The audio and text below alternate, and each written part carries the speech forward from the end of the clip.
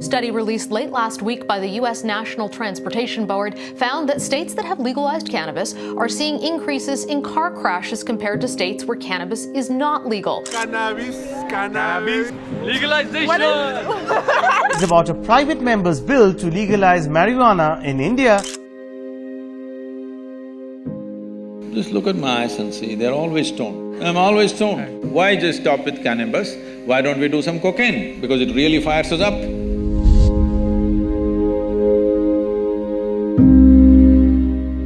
I never touched a substance, but just look at my eyes and see, they're always stoned. Is it true that this human mechanism is the most sophisticated chemical factory on the planet? So if you know how to manage this well, you can produce what you want in this. Anyway, there was an Israeli scientist. He was doing research on cannabis and its impact on the neurological system. In about 4.5 years, he came up with this. He said, there are millions of cannabis receptors in our brain, but why? So he threw this information to all kinds of scientific disciplines to find out why in human brain there are millions of cannabis receptors. Many funny things happened around the world in this context. Then the neurologist came up with this and said, the brain is expecting that you will produce cannabis within the system. It's not expecting you to smoke. It's expecting you produce that so that it becomes a mood equalizer for you all the time. But most human beings have become inefficient chemical factories, or they're just lousy CEOs managing a great factory, so they start smoking from outside. It's not a moral issue for me. But the thing is, there is substantial studies which are being put down by those few activists who want to promote it.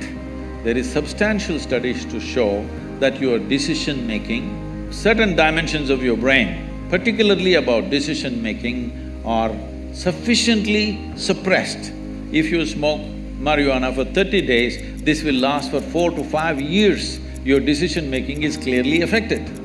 With that kind of mind, with that kind of a brain, if you enter the court and I'm putting my life in your hands, I don't want a cannabis-smoking lawyer for me. I don't want a cannabis-smoking surgeon to work upon me. If he's just smoking on the street corner, not doing anything to anybody, it's his problem. But definitely I don't want my surgeon to be on marijuana and do surgery on me.